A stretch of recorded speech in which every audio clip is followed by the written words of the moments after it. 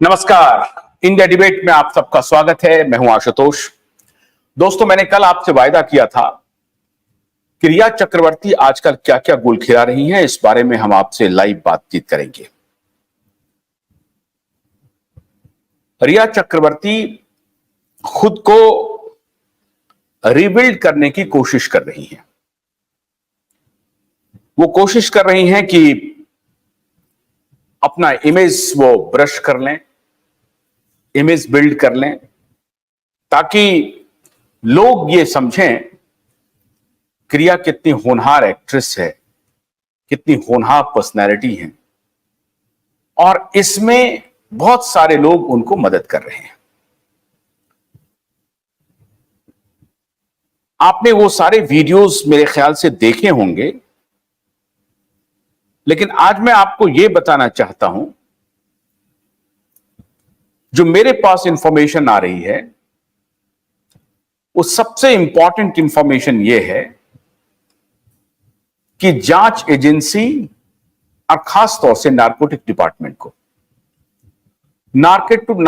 Department को इस सब बात की जानकारी है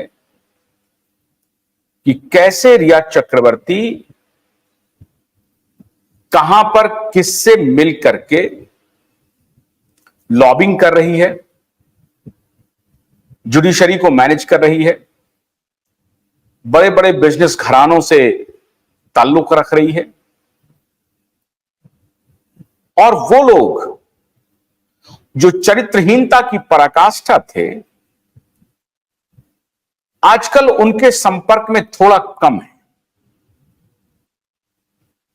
लेकिन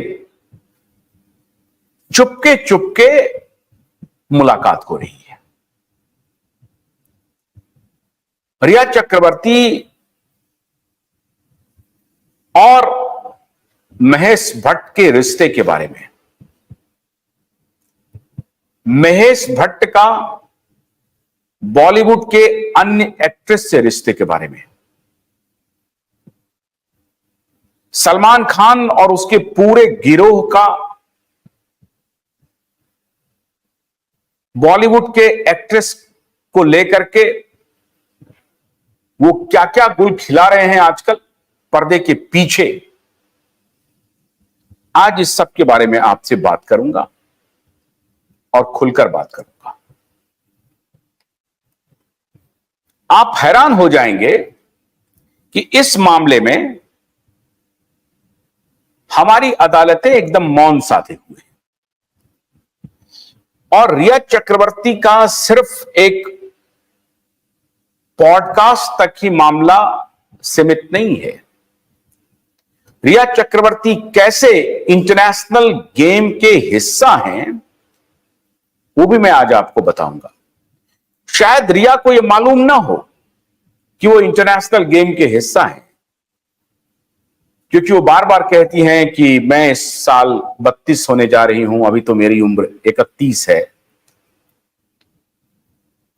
तो हो सकता है कि रिया चक्रवर्ती को इसकी जानकारी ना हो, क्योंकि जो इंटरनेशनल गैंग ऑपरेटर्स हैं, उनकी जद में जो जो लोग आते हैं, असल में उनको इस बात की जानकारी नहीं होती है कि वो यूज हो रहे हैं, लेकिन वो यूज होते चले जाते हैं, और तब तक उनको जानकारी नहीं होती है जब तक वो पूरी तरह से ट्रैप में फंस नहीं जाए। आज मैं आपको फर्स्ट हैंड वो सब अकाउंट बताने वाला हूं कि ये पूरा का पूरा रिश्ता कैसे कैसे मूव कर रहा है, कैसे रिया चक्रवर्ती मैरिज इंस्टीट्यूशंस को, फैमिली जो कॉन्सेप्ट है उसको,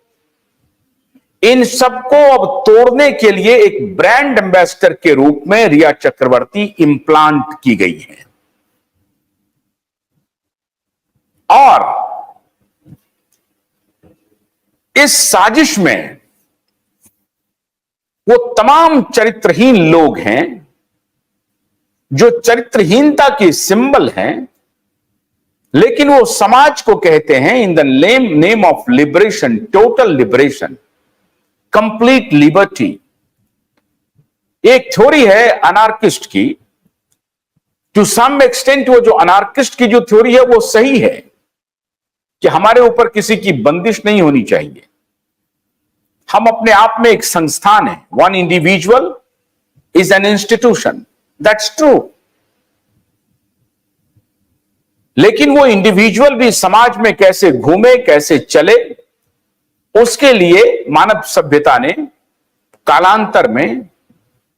एक कोड स्टैब्लिश किया है और पूरी दुनिया की सभ्यताओं ने मिलकर के इसको स्टैब्लिश किया है। चाहे मेसोपोटामिया की सभ्यता हो,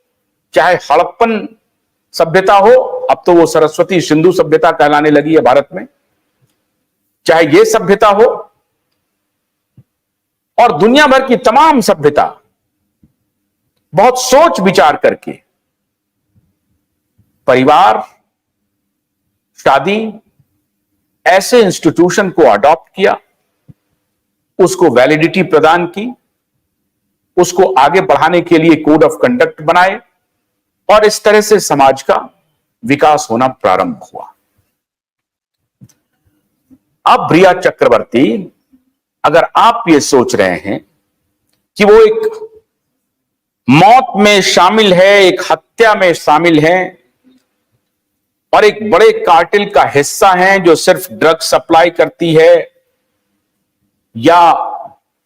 ब्लैक मनी के मार्केटिंग में लगी हुई है या बड़े बड़े बिजनेस हाउसेस को एक्सप्लॉइट करने के लिए, लुभाने के लिए काम करती है या पॉलिटिकल बिरादरी को हनी ट्रैप करने के लिए काम करती है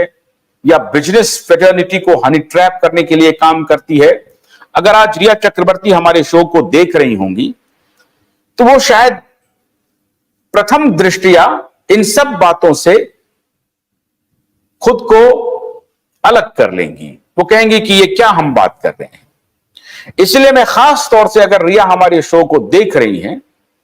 तो मैं उनसे कह रहा हूं कि रिया, आपको नहीं मालूम है, आप एक अपराध की ऐसी दुनिया में चले गए हैं जिसके बड़े स्वरूप को आपने देखा नहीं है